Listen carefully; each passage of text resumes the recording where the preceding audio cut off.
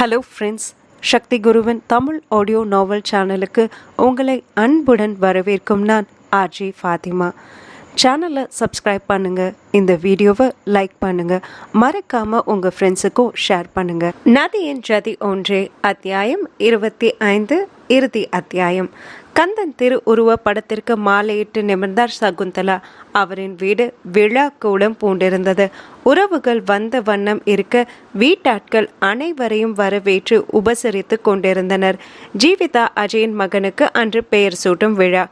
சகுந்தலா மகன் மருமகளை தேண்டிக் கொண்டு அறைக்கு சென்றார். அங்கு ஜீவிதா முகத்தை தூக்கி வைத்து இருக்க அஜய் அவளை கண்டு கொள்ளாமல் மகனை கொஞ்சிக் கொண்டிருந்தான். கிளம்பிக்கிட்டீங்கன்னா கீழே வர வேண்டியதானே, எல்லாம் உங்களை தான் கேட்குறாங்க என்றபடி பேரனின் நெற்றியில் முத்தம் வைத்தார் சகுந்தலா. நாங்கள் ரெடி, உங்கள் மருமக தான் வம்பா உட்கார்ந்துருக்கா என்றான் அஜய். அஜு, நீங்கள் பேசாதீங்க, மனைவி உடனே பாய்ந்தாள். நான் பேசாம கிளம்பிடி முதல்ல என்றான் கணவன். அத்தை, அவரை என்கிட்ட பேச வேண்டான்னு சொல்லுங்க, அவரால் தான் எல்லாம் நடக்குது என்று பொறிந்தாள் மருமகள். அவளை என்ன பண்ண அஜய்? சகுந்தலா மகனிடம் கேட்க அவனும் உண்மையை சொன்னேன் என்று தோள் கொலுக்கினான். இப்போ அந்த உண்மையை சொல்றது ரொம்ப முக்கியமாத்த, உங்க மக ரொம்ப பேட் என்றால் மூக்குறிஞ்சியபடி. ஜீவிதா, முதல்ல எனக்கு விஷயத்த சொல்லு என மாமியார் அதட்ட. அவ சொல்ல மாட்டாமா, கேடி, நானே சொல்றேன் என்ற அஜய் தாரணி மகளுக்கு ஜியா என்ற பேர் வைத்ததற்கான காரணத்தை சொன்னான். அடி பாவி! சகுந்தலா மருமகளை முறைக்க, இப்ப என்ன, ஜியா மேல எனக்கு உரிமை இல்லையா? என்னோட பேபி அவ என்றாள் ஜீவிதா ரோஷமாய். அது சரி, இப்போ அதுல என்ன பிரச்சனை? சகுந்தலா புரியாமல் கேட்க, இவர் அது அக்கா கிட்ட சொல்லி அது சேனா மாமா வரைக்கும் போயிடுச்சு. அவர் இப்போ ஃபோன் பண்ணி நம்ம லட்டு குட்டிக்கு அவர் தான் பேர் வைப்பேன்னு நிற்கிறார். ஜியாவுக்கு அவங்க அம்மா பேர் வைக்க நினைச்சாரா, அதை நான் தடுத்ததால அவங்க அப்பா பேருக்கு அர்ப்பனை நம்ம லட்டுக்கு வைக்க போறாராம் என்றாள் அழுகையுடன். சகுந்தலா சிரிப்பை அடக்க முடியாமல் சிரித்துவிட மருமகளோ அத்தை என்றாள். நீங்கள் நியாயமாக கோவப்படணும், அந்த பேரை லட்டுவுக்கு வச்சா அவன் பாவம் இல்லையா என்று கேட்டாள். அவங்க கூட தான் பாவம், ஜியாக்கு எத்தனை பேர் அவங்க யோசிச்சிருப்பாங்க என அஜய் கேட்க, ஏன் ஜியா பேருக்கு என்ன குறைச்சல்? அவங்க யோசித்த பேரெல்லாம் நல்லாவே இல்லை என்று முகம் சுளித்தாள். சரி, இப்போ இந்த பேருக்கு மட்டும் என்ன குறைச்சல் என அஜய் கேட்க, அஜு, கண்டிப்பாக நான் உங்களோட சண்டை போட்டுடுவேன் என்றால் மனைவி கடுப்பாகி. போட்டுக்கோ, ஆனால் முன்ன சொன்னது போல் நான் சேனா பெரியப்பாக்கு தான் சப்போர்ட் பண்ணுவேன், அவர் வைக்கிற பேர் தான் ஃபைனல் என்று விட ஜீவிதாவின் அழுகையே அதனால்தான். அவளுக்கு சேனாதிபதி சொன்னதெல்லாம் ஒன்றும் தெரியவில்லை. அது எப்படி அவங்க பேர் வைக்க முடியும் பாருங்க அஜு என்று சாதாரணமாக சொல்ல, அஜய் என்பவனோ ஏன் வைக்க முடியாது, வைக்கட்டும், நான் பர்மிஷன் தரேன் என்றல்லவா நிற்கிறான். அஜய் செய்தாலும் செய்வான் என்பதே ஜீவிதாவின் கலக்கம். சகுந்தலா மகனை பார்க்க அவன் கண்ணடித்தான். புரிந்து கொண்டவர் மூவரையும் அழைத்து வந்தார். சேனாதிபதி வீட்டின் கார் வந்துவிட ஜீவிதா இங்கு திகிலடைந்தாள். கல்யாணிடம் பேசலாம் என்றால் அவனை சேனாதிபதி பிடித்து வைத்து கொண்டார். ஜூனியர் கஷ்டப்பட்டால் சீனியருக்கு தான் தாங்காதே. அஜய் ஜீவிதா மகனோடு கீழிறங்கி வந்தனர். விருந்தினர்களை வரவேற்று முடிக்க, என்னம்மா என் சின்ன மருமகளே என்று ஆர்ப்பாட்டமாய் வந்தார் சேனாதிபதி.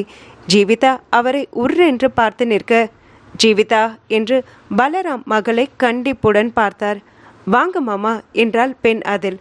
மருமக கோவமா கூப்பிடுறது போல தெரியுதே சம்பந்தி என்று பலராமிடம் முறையிட்டார் அவர். அவர் ஜீவிதா என்று ஆரம்பிக்கும் முன், மாமா மாமா வாங்க வாங்க உட்காருங்க, ஜூஸ் குடிங்க என்று அவர் கைப்பிடித்து சேரில் அமர வைத்தாள். ஜீவிதா, இதென்ன பழக்கம்? பலராம் அதற்கும் மகளிடம் கோவப்பட்டார். காமாட்சிதான், விடுங்கண்ணா, அவங்களுக்குள்ள ஏதோ விளையாட்டு என்றவர். மாமா என்று அழைத்தார் கணவரே. கண்ணு, என் மருமக கிட்ட நான் விளையாடுறதுக்கு அவர் கோபப்பட்டா நான் என்ன பண்ணுவேன் என்றார் அப்பாவியாக. பலராம், போங்கய்யா போங்க, உங்களோட இதேதான் என்று மொத்தமாய் எல்லோரையும் முறைத்து சென்றார். சங்கர் சிரித்தவர், அவங்க வேலை தான் தெரியுமே, நீங்க என்னோட வாங்க என்று பலராமை அவருடன் வைத்து கொண்டார். சேனாதிபதி, அப்புறம் அஜய் பேர் வச்சிடலாமா என்று கேட்டார். எவ்வளவோ அவசரம் பாரு. கல்யாணை பாவமாக பார்த்த ஜீவிதா, இதெல்லாம் என்னன்னு கேட்க மாட்டீங்களா சீனியர் என்றும் கேட்டாள். ஜீவிமா அது என்று அவன் ஏதோ சொல்ல வர, டே அண்ணா, அண்ணி உன்னை கூப்பிடுறாங்க என்று ஆனந்தன் அவனை தள்ளி கொண்டு சென்றான். சின்ன மருமகளே, ஏம்மா உனக்கு அந்த பேர் பிடிக்கலையா என சேனாதிபதி கேட்க ஜீவிதா வேகமாக ஆமாமாமா என்றாள். என் அப்பா பேருக்கு என்னமா குறைச்சல், நீ இப்படி சொல்லுவேன்னு நான் நினைச்சு கூட பார்க்கல என்றார் வருத்தத்துடன். மாமா அது அப்படி இல்லை என்று ஜீவிதா திணற, எங்க குலசாமி பேரு கருப்பன், அதுதான் என் அப்பாவுக்கு வச்சது. அந்த பேரை போய் பிடிக்கலன்னு சொல்லிட்டே போச்சு. எங்க குலசாமிக்கு வேற பொசுக்குன்னு கோபம் வந்துடும் என்று மேலும் சொல்ல ஜீவிதா கொஞ்சம் ஆரண்டுதான் போனாள். சாமி குத்தம் எதுவும் ஆகிடுமா மாமா என்று தாரணி வர உடன் எல்லோரும் எதே சாமி குத்தமா, சாமி சாரி சாமி என்று மனத்தில் அவசரமாக வேண்டிக் கொண்டாள். அதில் எல்லோருக்கும் அப்படி ஒரு சிரிப்பு. கட்டுப்படுத்த சேனாதிபதி சத்தமாகவே சிரித்து விட்டார். கல்பனா மகளின் தலையில் நச்சென ஒரு அடி போட்டு, எங்களை என்ன பாடுபடுத்திட்டு இப்ப இவ மகன்னு வரவும் பதட்டத்தை பாரு என்றார். மா என்று ஜீவிதா தலையை தேய்க்கும் முன் அஜய் அவள் தலையை வருடி கொடுத்து மனைவியை தோளோடு அணைத்து கொண்டான். இதெல்லாம் சும்மாடி என்றான். அது கூட தெரியல, என் நண்பன் நான் மட்டும் அஜு அஜுன்னு படுத்த வேண்டியது என்று ஆனந்தன் வேறு கலாய்த்தான். மானம் போச்சு. ஜீவிதா எல்லோரையும் முறைத்து சென்றாள். நல்ல நேரம் நெருங்கவும் அவ்வீட்டின் இளவரசனை தொட்டியில் இட்டனர். சங்கருக்கு அந்த நொடிகள் எல்லாம் பொக்கிஷமே. இதெல்லாம் பார்க்க முடியுமோ முடியாதோ என்றிருந்தவர் ஆகிற்றே. நெகிழ்ச்சியுடன் பேரனின் சுண்டு விரல் கோர்த்து முத்தமிட்டார். அவரின் பேரனோ தாத்தா விரலை விடாமல் தன்னுடன் இணைத்து கொண்டான். அதில் சங்கருக்கு இன்னும் கூடி போனது. வச்சுக்கூடா, தாத்தா விரலை பிடிச்சுக்கோ என்று அங்கேயே அப்படியே நின்று கொண்டார். அஜய்க்கு அப்பாவை அப்படி பார்க்க கொள்ளை ஆனந்தம். ஏன் அப்பா, நான், என் மகன் மூவரையும் சேர்த்து ஒரு புகைப்படமும் எடுத்துக்கொண்டான். ஜீவிதா என்ன நம்மளை விட்டுட்டார் என்று பார்க்க, போடி என்றான் கணவன் உதட்டசீத்து. போயா பேட் அஜு. மனைவியும் முகம் திருப்பி கொண்டாள். சடங்குகள் முடியவும் குழந்தை காதில் பேர் சொல்ல சொன்னார்கள். எல்லாம் ஜீவிதாவையே பார்க்க பளிச்சென சிரித்தவள் பெரிய மாமனார் காதில் சொன்னாள். எம்பி பெரியப்பா திருப்தியாக புன்னகைத்து கொண்டவர் குலதெய்வ பெயர் சொல்லி அதன் பின் அபிஜித் என்று பேரன் காதில் 3 முறை சொன்னார். தொடர்ந்து சங்கர் தம்பதி சொல்ல அடுத்து அஜய் ஜீவிதா சொன்னார்கள். அபிஜித் என்று உறவுகளுக்கு சத்தமாக சொன்னான் அஜய். நல்ல பேர் என்று எல்லாம் சொல்ல, ஜி ஃபேமிலியா நீங்க என்றான் ஆனந்தன். ஜீவிதா அவனை பார்த்து நொடித்து செல்ல அஜய் சிரித்து நண்பன் தோளை கட்டி கொண்டான். தொடர்ந்து உணவு பரிமாற ஜீவிதா மகனுடன் அறைக்கு சென்று விட்டாள். அபிஜித் பிறந்து 1 மாதம்தான் ஆகியிருக்க அவனை பெரிதாக யார் கையிலும் கொடுக்கவில்லை. திருப்தியாக ஃபங்க்ஷன் முடிய அடுத்ததாக இன்னொரு விழாவும் வந்தது. ஆனந்தனின் திருமண வைபோகம். ஆர்த்தி அவனுக்கு பார்த்திருக்கும் பெண். இவன் பிடித்து கொண்ட பெண் அவள். சேனாதிபதியின் மகனாக அவன் நின்ற நாள் அது. விடுமுறைக்காக ஊருக்கு வந்த நேரம் சேனாதிபதி ஒரு பஞ்சாயத்துக்கு என் கூட வா என்று மகனை அழைக்க அவனோ அவரை சந்தேகமாக பார்த்து மறுத்தான். எப்படியும் என்னை சிக்க வைக்க தானே பார்ப்பீங்க, நான் வரல போங்க என்று விட்டான். மகனே என் பேச்சை கேட்டு வா மகனே என்று சேனாதிபதி திரும்ப அழைக்க, முடியாது தந்தையே, நீங்க கிளம்புங்க என்று அறைக்கும் சென்று விட்டான் ஆனந்தன். சேனாதிபதி நொடி நின்று கிளம்ப, என்ன மாமா என்று கேட்டார் காமாட்சி. வந்து சொல்றேன் கண்ணு. அவர் வாடிய முகத்துடன் கிளம்பி விட்டார். கணவரின் வாடிய முகம் மனைவிக்கு தாங்கவில்லை. சொந்தத்தில் ஒரு பஞ்சாயத்து என்பது வரை தெரியும், மேற்கொண்டு விசாரித்திருக்கவில்லை. கணவரின் வலது கையிடம் கேட்க நினைத்து மகனை தேடிக்கொண்டு சென்றார். அப்பா கூப்பிட்டா கூட போறதுக்கு என்னடா உனக்கு என்று அதட்டலிட்டார். அவர் கண்டிப்பா காரணம் இல்லாம என்னை கூப்பிட மாட்டார். பலியாடு நான் இல்ல காமாட்சி கண்ணு. மகன் அஹாயாக படுத்து காலாட்டினான். டேய் தம்பி, அப்பா முகமே சரியில்லை, கூட போடா அம்மா சொல்ல மகன் புருவம் சுளித்தான். என்ன பஞ்சாயத்து என்று அம்மாவிடம் கேட்க அவருக்கும் தெரியவில்லை. ஆனந்தன் உடனே கிளம்பி விட்டான். பஞ்சாயத்து நடக்கும் இடம் விசாரித்து சென்ற நேரம் அங்கு ஒருவன் எகிரி எகிரி பேசிக்கொண்டிருந்தான். மாமா, பொண்ணை கட்டுறதுக்கு அப்படி என்ன பெரிய குத்தோன்னு பேசிட்டு இருக்கீங்க? அது யாரா இருந்தாலும் பொண்ணுக்கு இஷ்டம் இல்லைன்னா என்ன பண்ண முடியும் என்று ஒருவர் கேட்க, 2ஆம் தரமாக கட்டிக்கிட்டு போக கூட பொண்ணை கேட்டுட்டு இருப்பீங்களா? அவர் நக்கலாக கேட்டார். தம்பி, இது எங்க பழக்கம், பொண்ணை கேட்டுட்டு தான் செய்வோம் என்று சேனாதிபதி அழுத்தமாக சொன்னார். அது முதல் கல்யாணம் கட்டிக்க சரி, இது 2ஆம் தரம் தானே, பார்த்து பேசுங்க, சேனாதிபதியின் வலது கை எச்சரித்தார். நான் வரமுறை இல்லாம எதுவும் பேசல, இருக்கிறத தானே சொன்னேன். டேய் இங்கே வாடா, இவன் தான் மாப்பிள்ள, இவனுக்கு என்ன குறை? இத்தனைக்கும் எங்க வீட்டு பையனுக்கு இது முதல் கல்யாணம், அவனே சரின்னு சொல்லல. நீங்க என்னடான்னா பொண்ணை கேட்கணும் ஆட்டுக்குட்டியை கேட்கணும்னு. ஆட்டுக்குட்டியை கேட்டு அது சம்மதம் சொல்லாமலா தலையை எடுக்கிறீங்க? ஒரு பெண் குரல் உயர்ந்து வந்தது.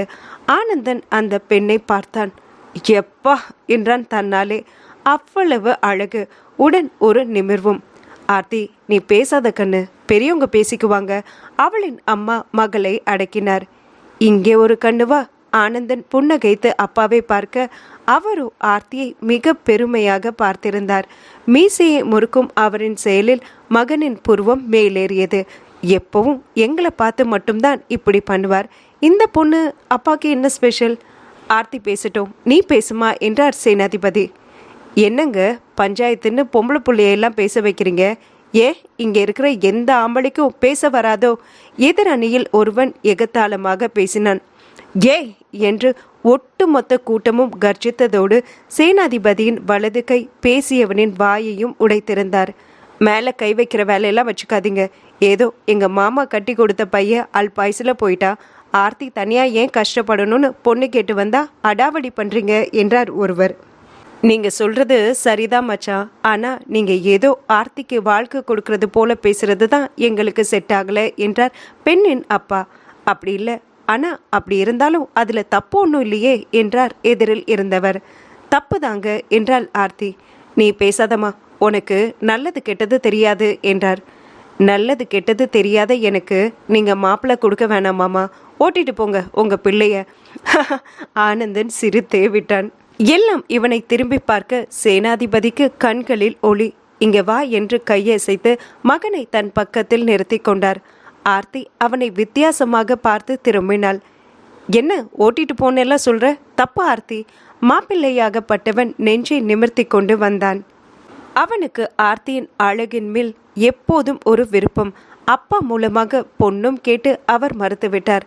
அவனின் குணம் சொல்லிக் கொள்ளும்படி இருக்காது என்பதால் இப்போது ஆர்த்தியின் கணவன் இறக்கவும் மாப்பிள்ளையாக வந்துவிட்டான். ஆர்த்தி அவனை வெறுப்பாக பார்த்தாள். அவனிடம் பேச அவளுக்கு துளி கூட விருப்பமில்லை. ஒவ்வாத உணர்வே அவனிடம் அவளுக்கு. இவர்களோ விடாமல் துரத்தி பஞ்சாயத்து வரை வந்துவிட ஆர்த்தியின் பொறுமை கரைந்து போனது. தனக்காக நான் தான் பேச வேண்டும் என்று இறங்கிவிட்டான். சேனாதிபதியின் தூரத்து உறவு முறையில் அவளுக்கு மாமாதான்.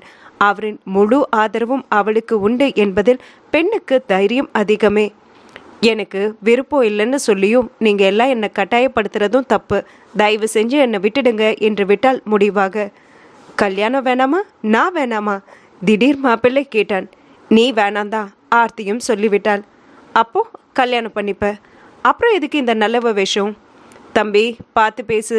சேனாதிபதி எழுந்தே விட்டார். எங்கள் வீட்டு பொண்ணுக்கு விருப்பம் இல்லாமல் இங்கே எதுவும் நடக்காது. நீங்கள் பஞ்சாயத்து வைக்க சொல்லி ஸ்டேஷன் வரைக்கும் போயிட்டீங்க, நாங்களும் வச்சுட்டோம். இப்போ தான் முடிவு தெரிஞ்சிருச்சுல்ல, கிளம்புங்க என்றார். என்ன முடிவு தெரிஞ்சிடுச்சு? அவள் என்ன தான் வேணான்னு சொல்லியிருக்கா. நான் இல்லாமல் அவள் வேற யாரை கட்டுறான்னு எனக்கு தெரிஞ்சாகணும். அது உனக்கு அனாவசியம். அதை நீங்கள் சொல்லக்கூடாது, எனக்கு இப்போ தெரிஞ்சே ஆகணும் என்றான் மாப்பிள்ளை. அவங்க சரி சொன்னா நான் தான் அவங்க மாப்பிள்ளை என்றான் ஆனந்தன். சேனாதிபதிக்கு அப்படி ஒரு மகிழ்ச்சி. மகனே என்று அவனை பாய்ந்து கட்டி கொண்டார். மற்ற எல்லோரும் இவனை அதிர்ந்து பார்க்க ஆர்த்தி என்பவளோ அவனை ஒரு மாதிரி பார்த்தாள். ஆனந்தன் அவளின் பார்வையை நேர்கொண்டு எதிர்கொண்டான். என்கிட்ட எந்த ஒளிவு மறிவும் இல்லை என்பதாய் நிமிர்ந்து நின்றான். அப்பாவின் ஆசை என்பதை தாண்டி ஆனந்தனுக்கு ஆர்த்தி மேல் ஒரு ஈர்ப்பு வந்தது நிச்சயம். அதனாலே தன் மனதையும் சொல்லிவிட்டான். நொடியில் ஈர்த்து கொள்வதே காந்தத்தின் இயல்பு. ஆர்த்தி இவனின் காந்தம் ஆகிவிட்டாள். சேனாதிபதிக்கு அதன் பின் யாரும் சொல்ல வேண்டுமா என்ன? ஆர்த்தியை அவருக்கு பிடிக்கும். அவளின் நேர்மை தைரியம் மனிதருக்கு அவ்வளவு இஷ்டம். அவளின் தற்போதைய நிலை எல்லாம் அவருக்கு ஒரு பொருட்டே இல்லை. அதையே மகனும் நினைக்க மனிதருக்கு கொண்டாட்டம் தான். எல்லோரையும் ஒத்துக்கொள்ள வைத்து 3 மாதத்தில் முகூர்த்தமும் வைத்து விட்டார்.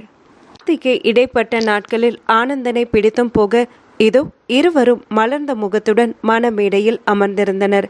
கடைசியில பிடிச்சுதான் போட்டீங்க போல. ஜீவிதா இதுதான் வாய்ப்பென்று ஆனந்தனை வைத்து செய்தாள். நீ மட்டும் என்னவா என் நண்பனை பிடிச்சுதானே போட்ட என்று அவனும் விடாமல் வாயடித்தான். அஜய் சிரிக்க, அஜு என்றாள் மனைவி. இப்போ நீங்க எதுக்கு சிரிக்கிறீங்க? அப்படி இல்லைன்னு எனக்கு நீங்க சப்போர்ட் பண்ணணும்ல என்றாள். இது வேறையா? அவன் பண்ணிட்டா மட்டும் எனக்கு தெரியாதாக்கோ? இதோ உன் மகன் வந்துட்டான் பாரு, அவன்கிட்ட ஓடு, என் நண்பனை என்கிட்ட விடு என்றான் ஆனந்தன். ஜீவிதா கடுப்பாகி மகனை அஜயின் கையில் கொடுத்து செல்ல, மேடம்க்கு இப்போவும் அப்படியே தான் இருக்காங்க என்றான் ஆனந்தன் சிரிப்புடன். ஜீவிதாவிற்கு அவளின் அஜுதான் முதலில், அவனுக்கும் அவள்தான் இருக்க வேண்டும். அப்படி இல்லை என்றால் அவளே அந்த முதல் இடத்தில் வம்பாக அமர்ந்து கொள்வாள். அதுதானே ஜீவிதா? குறித்த நேரத்தில் ஆர்த்தி கழுத்தில் மாங்கல்யம் சூட்டினான் ஆனந்தன். இருவரும் கோர்த்த கையை பிரிக்கவில்லை. பெரியவர்கள் மனதார ஆசிர்வாதம் செய்தனர். காமாட்சிக்கு மகனின் குணத்தில் மகிழ்ச்சியை இளைய மருமகளை அணைத்து கொண்டார். தொடர்ந்த நாட்களில் சடங்குகள் முடிந்து புது மணமக்கள் தேனிலவு சென்று வந்தனர். அஜய் பொறுமையாக அவர்களை தங்கள் வீட்டிற்கு விருந்திற்கு அழைத்தான். ஆர்த்தி ஆனந்தனுடன் மொத்த குடும்பமும் கிளம்பி வந்தது. இங்கு அஜய் வீட்டிலும் அவ்வளவு ஆட்கள். ஆர்த்தி கொஞ்சம் மிரண்டுதான் போனாள். பயப்படாத, அஜய் வீட்டில் எப்போவும் இப்படித்தான் என்றான் கணவன். மணமக்களுக்கான ஸ்பெஷல் விருந்து முடிய மாலை போல் எல்லாம் கிளம்ப இவர்களின் 3 வீட்டு ஆட்கள் மட்டும் இருந்தனர். அங்கேயே இரவு தங்க வேண்டும் என்று சகுந்தலா கேட்டுக்கொண்டார். ஆண்கள் அஜயின் அலுவலக கட்டிடம் சென்றனர். இடைப்பட்ட 3 வருடங்களில் கல்யாணம் வேலையை விட்டு வந்து ஊரிலே செட்டில் ஆகிவிட்டதுடன் தொழிலும் ஆரம்பித்திருந்தான். இப்போது சில மாதங்களாக வருமானம் பார்த்து கொண்டிருந்தான். அது பற்றி அஜயிடம் பேச அவன் கல்யாணுக்கு இன்னும் சில விஷயங்களை சொன்னான். சிறிய பையன் என்றெல்லாம் கல்யாண் நினைப்பதே இல்லை. அஜய் சொல்வதை அப்படியே கேட்டுக்கொள்வான். சேனாதிபதி தொழிலுக்கு முழு பணம் கொடுக்க தயாரான நேரம் அஜய் தான் உறுதியாக மறுத்தான். லோன் போகணும் என்றான். சேனாதிபதிக்கு அவன் சொல்வது புரியாமல் இல்லை. ஆனால் மகனுக்காக யோசித்தவர் பாதி பணம் மட்டும் கொடுத்தார். கல்யாணுக்கு அதில் வருத்தமா என்று பெண்கள்தான் பயம் கொள்ள அவனும் சாதாரணமாக அதை ஏற்றுக்கொண்டதுடன் லோன் ஏன் பொறுப்பு, வருமானத்தில் கட்டி முடிப்பேன் என்றான் உறுதியாக. அஜய்க்கு அவன் குணம் இப்போதெல்லாம் பிடிக்க ஆரம்பித்தது. கொஞ்சம் நெருங்கியும் வருகிறான். பலராம்க்கு 2 மருமகன்களும் தொழிலில் நன்றாக முன்னேறி இருக்க அளவில்லா பெருமை. நிச்சயம் தான் பார்த்திருந்தாலும் இந்த அளவு மாப்பிள்ளைகள் இருந்திருக்க மாட்டார்கள் என்பதை முழுமையாகவே உணர்ந்து கொண்டார் மனிதர். தொடர்ந்து இரவு உணவு முடிந்து பேச்சு நீண்டு கொண்டே சென்றது. சங்கருக்கு ஓய்வு தேவைப்படவே எல்லாம் தூங்க சென்றனர். ஜீவிதா செல்லும் கணவனுக்கு கண் காட்டியவள் வீட்டாளாய் எல்லாம் சரி பார்த்து அறைக்கு சென்றாள். அங்கு தூங்கிக் கொண்டிருந்த கணவனை பார்த்ததும் மூச்சின் சூடு ஏறியது. கதவை லாக் செய்தவள் கணவன் முன் கோபமாக நின்றாள். மகன் தொட்டிலில் இருக்க அஜய் குறுக்காக கட்டிலில் விழுந்திருந்தான். தூங்கவில்லை. அவனின் ஆட்டக்காரி ஆடும் ஆட்டத்தை பார்க்கும் ஆவல் அவனுக்கு.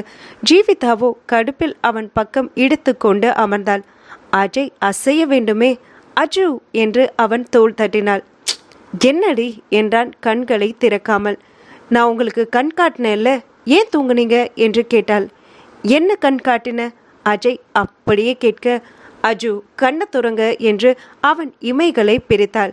ஜீவிதா கணவன் அதட்டி அவளை முறைத்தான். தூங்கிட்டு இருக்கவனை எழுப்பி என்ன விளையாண்டிட்டு இருக்க? எனக்கு பலாப்பழம் வேணும் அஜு என்றாள் மனைவி. அஜய் உள்ளுக்குள் சிரித்தவன், இந்த நடுராத்திரியிலையா? பேசாம போய் பாடு என்றான். முடியாது, நீங்க என்ன பாருங்க முதல்ல, எனக்கு பழம் வேணும் தான். ஜீவிதா இந்த நேரத்துக்கு நான் போய் பழம் எடுக்கவா? நான் எடுத்து வச்சிட்டேன் என்று பாக்ஸுடன் அவன் அருகில் வந்தாள். அப்போ சாப்பிட வேண்டியதானே? அஜய் மறுபக்கம் திரும்பி படுக்க மனைவி கடுப்பாகி அவன் வெற்று தோளில் கடித்து வைத்தாள். என்னடி? அஜய் கேட்க, நீங்க தான் பழம் அஜு, எனக்கு பலாப்பழம் ஒன்று வேணா போங்க என்றாள். சரி போய் படு அஜு என்று அவன் மேல் நன்றாகவே வெயிட் கொடுத்து படுத்து கொண்டாள். அஜய் அவளை பாதுகாப்பாக வளைத்து கொண்டவன், ஆட்டக்காரிக்கு ஆடாம இருக்க முடியாதா என்றும் கேட்டான். நீங்க என்னோட சேர்ந்து பழம் சாப்பிடுவீங்களா? நான் ஆடாம இருந்துப்பேனாம் என்றாள் சமர்த்தாய். இப்படி சொல்லித்தான் அபிஜித் வந்ததா எனக்கு ஞாபகம் என அஜய் சொல்ல, அப்படியா? எனக்கு தெரியாதே அஜு என்றால் மனைவி நல்லவளாக. இப்போ தெரிஞ்சிடுச்சுல்ல, கீழே இறங்கிப்படு என்று அவளை விளக்க பார்க்க, நோ, ஏன் அஜு, ஏன் உரிமை என்று இன்னும் இறுக்கமாக படுத்து கொண்டவள், ஒரு படத்துக்காக ஓவரா பண்ணாதீங்க அஜு என்றாள். அது பழமா மட்டும் இருந்தா நான் ஏண்டி வேணான்னு சொல்ல போறேன் என்று அஜய் சொல்ல, போங்க என்று மனைவி விலகி படுத்து கொள்ள போக அஜய் அவளை பிடித்து கொண்டவன் சரி எடு என்றவனின் பார்வை மாறித்தான் போயிருந்தது. ஜீவிதா உற்சாகமாக எழப்போக அஜய் எட்டி அவளை எடுக்க வைத்தவன் இப்படியே சாப்பிடுவோம் என்றான். ஜீவிதாவின் கண்கள் வெறிய ஒரு பழத்தையே இருவரும் சாப்பிட்டனர். 4 உதடுகளும் அதில் கலந்து கொண்டது. பழம் தீர தீர உதடுகள் நெருங்கியது, ஒட்டி கொண்டது, இணைந்து கொண்டது. உதடுகள் போலவே அவர்களின் உடலும் ஒருவருவருக்குள் ஒருவர் இணைந்து போக ஜீவிதாவின் தான் அஜு தான் அறை எல்லாம் மகண்டி. கணவன் அவள் வாய்மூட, நீங்க தான் உங்களை பாருங்க என்று மனைவி அவனை தவிக்க வைத்தாள். நேரம் அன்று வழக்கத்தை விட நீண்டு போக மகன் விடுத்து விட்டான். இருவரும் பெற்றவரின் கடமை முடித்து திரும்ப கட்டிலில் இணைந்தனர். அணைப்பில் நெருக்கம் கண்டு ஒருவர் முகம் ஒருவர் பார்த்திருக்க ஜீவிதா கணவனின் உதடுகளில் உதடு பதித்தாள். நிமிடம் விட்டு திரும்ப உதடுகள் இணைத்தாள். இணைத்து கொண்டே இருந்தாள். அவளுக்கான பிடித்தம் அது. அடிக்கடி அவள் இப்படி செய்வதுண்டு என்பதால் அஜய் ரசித்து கொண்டிருந்தான். ஏன் அஜு நீங்க என்றாள் மனைவி. அஜய் அப்படியா என்று எப்போதும் போல் வம்பு செய்தான். ஆமாதான் என்று வலுவாக முத்தம் வைத்து கடித்தாள். உன் ஆட்டத்தை என் உதட்டில் ஆடாதடி ஆட்டக்காரி, தாங்காது என்றான் கணவன். அப்போ ஏன் அஜு நீங்கன்னு சொல்லுங்க என்றாள். ஓ அஜுனா நீ தாண்டி சொல்லணும், நான் ஏன் என்றவன் அவளின் கன்னத்தில் அழுத்தமாக முத்தமிட்டான். மனைவி உடனே உதடு சுளிக்க, இன்னமும் இங்க முத்தம் கொடுத்தா அவ்வளோதான், இப்போவே லைட்டா வீங்கி இருக்குடி என்று அவளின் உதடுகளை வருடி கொடுத்தான். அதுக்கு மருந்து போடுறேன்னு கொடுக்கணும். மருந்து போட்டதுனால தானே காயமே. அப்போ மருந்து சரியில்லையோ? மனைவி குறும்பாக கேட்டாள். தூண்டி விடுறேன்னு தெரியுதுடி கேடி என்றவன் அவளின் உதடுகளை அடுத்து நெருங்கவே இல்லை. ஜீவிதாவிற்கு அஜு இன்னும் இன்னும் அவளை கவர்ந்தெழுப்பவன். ஏன் அஜு நீங்க என்று சொல்லிக்கொண்டே இருந்தாள். அஜய்க்கு அவளின் அந்த வார்த்தைகள் நதியின் ஜதியாக ஒலித்தது. பிறந்ததில் இருந்து இப்போது வரை இனியும் கூட இறுதி வரையிலும் அவளின் ஜதி அவன் மட்டுமே. ஜீவிதா என்னும் நதியின் ஒரே ஜதி அஜய் என்பவன் மட்டுமே. மாற்றம் என்பது எப்போதுமே இல்லை. மாற்றமே தேவையில்லாதது. ஜீவிதாவிற்கு அவளின் அஜு போதும். முடிவுற்றது. கூடவே வளர்ந்த பையன் மேலே நமக்கு வர லவ் எப்படி இருக்கும்? குழந்தையிலேருந்தே நம்ம பார்த்த பையன், நம்ம மேலே அவன் அட்டென்ஷன் இருக்கணும்னு நினைக்கிற பொண்ணு, ஸ்கூல் டேஸ்லேருந்து காலேஜ் டேஸில் இருந்து அவன் வேலை பார்க்கும்போது அவனை வேற ஒரு பொண்ணோட பார்த்ததுக்கப்புறம் அவள் எப்படி மென்டலாக அஃபெக்ட் ஆறா அப்படிங்கிறதையும், அவள் எப்படி அவளோட லவ்வை ப்ரொசீட் பண்ணுறா, மயக்கம் தயக்கம் எல்லாத்தையுமே இந்த கதையில் நம்ம கேட்டு தெரிஞ்சுக்கிட்டோம். ஒரு கேரிங்கான பையன் பக்கத்து வீட்டிலே இருந்தால் அவன் மேலே லவ் வராமல் இருக்குமா? வந்துருச்சே. அந்த கதையை நம்ம இப்போ கேட்டோம். உங்களோட சப்போர்ட்டை நீங்கள் தொடர்ந்து கொடுக்கணும் ஃப்ரெண்ட்ஸ். ஸோ சேனலை சப்ஸ்கிரைப் பண்ணாதவங்க சப்ஸ்கிரைப் பண்ணுங்கள். உங்கள் ஃப்ரெண்ட்ஸுக்கும் இந்த ஸ்டோரியை ஷேர் பண்ணுங்கள். இந்த வீடியோவுக்கு லைக் பண்ணிவிட்டு மறக்காமல் ஓவராலாக இந்த ஸ்டோரி எப்படி இருந்துச்சுங்கிறத நீங்கள் கமெண்ட் பண்ணுங்கள். ஸோ இணைந்திருங்கள். சக்தி குரு ஆடியோ நாவல் சேனலில் உங்களோட மீண்டும் சந்திக்க விரைவில் வருகிறேன். நன்றி, வணக்கம்.